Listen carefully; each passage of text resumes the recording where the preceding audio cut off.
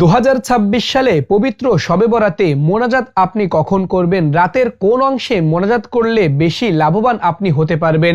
সুপ্রিয় দর্শক, শুধু তাই নয়, আরবি বাংলা উচ্চারণ এবং অর্থ সহকারে মোনাজাতের আরবি দোয়াগুলা আপনাদেরকে আমি আজকের এই ভিডিওর মাধ্যমে মুখস্থ করিয়ে দিব, তাই গুরুত্বপূর্ণ ভিডিও থেকেও অমনোযোগী হবেন না। লাইলাতুল বরাতে মোনাজাত করা সম্পর্কে একটি হাদিস উল্লেখ রয়েছে, যেটা আলী ইবনে আবি তালিব রাদিয়াল্লাহু তাআলা আনহু থেকে বর্ণিত। তিনি বলেন, রাসূলুল্লাহ সাল্লাল্লাহু আলাইহি ওয়াসাল্লাম বলেছেন, ইযা কানাত লাইলাতুন নিসফি মিন শাবান, যখন মধ্য শাবানের রজনী উপনীত হয়, ফাকুমু লাইলাহা ওয়া সুমু নাহারাহা, তোমরা রাতের বেলা ইবাদত করবে, নামাজ পড়বে, দিনের বেলা রোজা পালন করবে। ফাইন্নাল্লাহা ইয়ানজিলু ফিহা লিগুরুবিশ শামসি ইলা সামাইদ দুনিয়া, কেননা আল্লাহ রাব্বুল আলামিন এ রাতে দুনিয়ার নিকটতম আসমানে অবতীর্ণ হন। ফায়াকুলু, তিনি বলতে থাকেন, আলা মিন মুস্তাগফিরিন ফাআগফিরুলা, আলা মুস্তারজিকুন ফাআরযুকা, আলা মুবতালান ফাউআফিয়া, অর্থাৎ আল্লাহ রাব্বুল আলামিন বলেন, কে আমার কাছে ক্ষমা প্রার্থী রয়েছো, আমি তাকে মাফ করে দিব। কে অভাবগ্রস্ত রয়েছো, রিজিক কষ্টে ভুগতেছো, আমি তাকে তা দিয়ে দিব।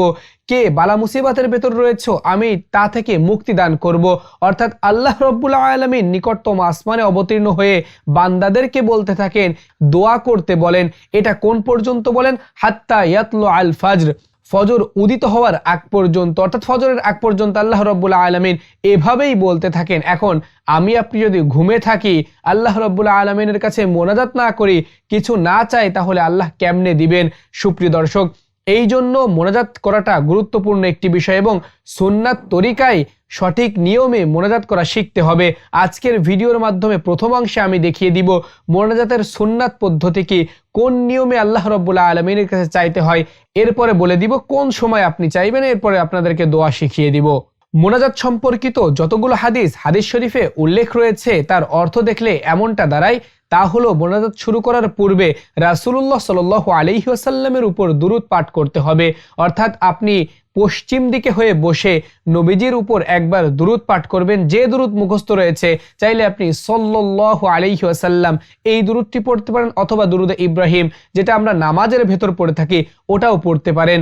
এরপর আল্লাহর প্রশংসার মাধ্যমে মোনাজাত আরম্ভ করার কথা উল্লেখ রয়েছে।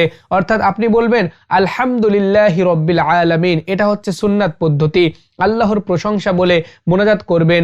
মোনাজাত হাত কিভাবে রাখতে হবে? অনেকে এভাবে রাখে, অনেকে এভাবে রাখে, অনেকে এভাবে রাখে না, এগুলো একটাও সুন্নাত পদ্ধতি নয়। হাদিস শরীফে উল্লেখ রয়েছে, সিনা বরাবর এই হাত রাখতে হবে, বুক বরাবর হাত রাখতে হবে, আর হাতের তালু এটা আসমানের দিকে থাকবে। আঙ্গুলগুলা একেবারে এঁটে রাখা যাবে না, একেবারে টাইট করে রাখা যাবে না, আবার এইরকম ফাঁকা ফাঁকা রাখা যাবে না, স্বাভাবিকভাবে আঙ্গুল রাখতে হবে। তাহলে কিভাবে রাখবেন? সিনা বরাবর, হাতের তালু আসমানের দিকে এবং আঙ্গুলগুলা স্বাভাবিক। এটাই হচ্ছে মোনাজাতের সুন্নাত পদ্ধতি। সুপ্রিয় দর্শক, যখন আপনি শেষ করবেন তখন আল্লাহর প্রশংসা আদায় হবে এবং শেষ করার পরে রাসূলুল্লাহ সাল্লাল্লাহু আলাইহি ওয়াসাল্লামের উপর আরো একবার দুরূদ পাঠ করবেন। মোনাজাত সমাপ্তির পরে মনে মনে এটা আনবেন, আল্লাহ আমার মোনাজাত কবুল করে নিয়েছেন, আমার চাওয়া পাওয়া আল্লাহ অতি শীঘ্রই পূরণ করে দিবেন। এই নিয়মে আপনার মোনাজাত করতে হবে, এটাই হচ্ছে সুন্নাত পদ্ধতি। এখন আমরা জানবো রাতের কোন অংশে আপনি এই মোনাজাত করবেন শবে বরাতে। এর একটা ছোট্ট উদাহরণ হলো, আপনি কোথাও কাজ করতে গিয়েছেন একদিনের জন্য, আপনি কি 1 ঘন্টা কাজ করে এরপর মালিকের কাছে টাকা চাইবেন? না, সারা দিন কাজ করার পরে একেবারে কাজ সমাপ্ত হয়ে গিয়েছে, এরপর মালিকের কাছে টাকা চাইবেন, এটাই হচ্ছে নিয়ম।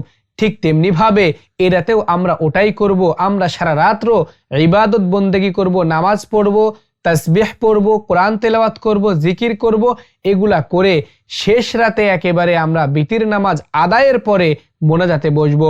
মোনাজাতে বসে আমি যে নিয়ম বলেছি এই নিয়ম ফলো করে এরপর মোনাজাত করতে হবে। আলহামদুলিল্লাহি রাব্বিল আলামিন বলে শুরু করবেন। এরপর আমি কয়েকটি আরবি দোয়া আপনাদেরকে শিখিয়ে দিচ্ছি, এই দোয়াগুলা মোনাজাতের ভেতর পড়বেন। আর আপনার বাংলাতে যে সমস্ত চাওয়া পাওয়া রয়েছে এগুলাও আরবি দোয়া বলার পর বাংলাতে আপনি আল্লাহ রাব্বুল আলামিনের কাছে কাকুতি মিনতি করে চাইবেন। এটাও হাদিস শরীফে উল্লেখ রয়েছে, আপনার যে চাওয়ার বস্তুটি রয়েছে এটা কাকুতি মিনতি করে আল্লাহ রাব্বুল আলামিনের কাছে চাইতে হবে। সুপ্রিয় দর্শক, চলুন এবার আমরা মোনাজাতের কয়েকটি আরবি দোয়া কোরআন থেকে শিখি। প্রথম যে দোয়াটি শিখব এই দোয়াটি সূরা ইব্রাহিমের 41 নম্বর আয়াতে উল্লেখ রয়েছে। এই দোয়াটির অর্থ হচ্ছে, হে আমাদের প্রতিপালক, হে আমাদের পালনকর্তা, রোজ কিয়ামতে আমাকে, আমার পিতামাতা ও সকল মুমিন মুসলমানদেরকে তুমি মাফ করে দাও, ক্ষমা করে দাও। অর্থাৎ নিজের জন্য, নিজের পিতামাতার জন্য, গোটা পৃথিবীর মানুষের জন্য, মুসলিম উম্মার জন্য দোয়া করা হবে। তো চলুন এই দোয়াটি শিখে নেই। রব্বানাগফিরলি, রব্বানাগফিরলি, রব্বানাগফিরলি, ওয়ালি ওয়ালিদাইয়া, ওয়ালি ওয়ালিদাইয়া, ওয়ালি ওয়ালিদাইয়া, ওয়ালিল মুমিনিনা, ওয়ালিল মুমিনিনা, ওয়ালিল মুমিনিনা, ইয়াউমা ইয়াকুমুল হিসাব, ইয়াউমা ইয়াকুমুল হিসাব, ইয়াউমা ইয়াকুমুল হিসাব। এতটুকুই। রব্বানা গফিরলি ওয়ালি ওয়ালিদাইয়া ওয়ালিল মুমিনিনা ইয়াউমা ইয়াকুমুল হিসাব। দ্বিতীয় নম্বরে যে দোয়াটি শিখব এই দোয়াটি সূরা বাকারার 201 নম্বর আয়াতে উল্লেখ হয়েছে। আর এই দোয়াটির চমৎকার অর্থ শুনলে আপনি অবাক হবেন। সেটা হলো, দুনিয়ায়ও লাভবান হতে পারবেন, আখিরাতেও লাভবান হতে পারবেন। হে আমার পালনকর্তা, আমার প্রভু, আমাকে দুনিয়াতে কল্যাণ দান করো, আখিরাতেও কল্যাণ দান করো এবং আমাকে জাহান্নামের আগুন থেকে মুক্তি দান করো।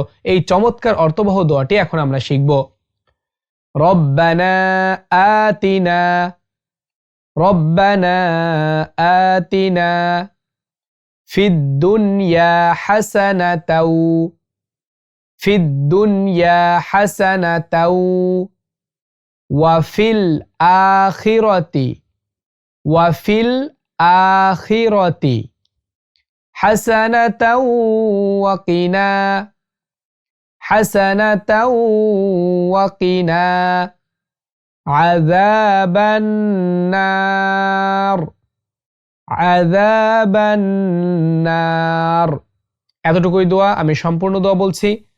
রব্বানা আতিনা ফিদ দুনিয়া হাসানাতাও ওয়া ফিল আখিরাতি হাসানাতাও ওয়া কিনা আযাবান নার।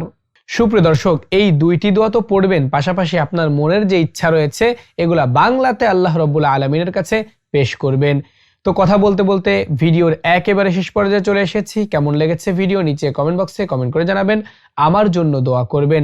সম্পূর্ণ ভিডিও জুড়ে আমি সঙ্গে ছিলাম আপনাদেরই প্রিয় ভাই হাফেজ মাওলানা সাব্বির হোসাইন।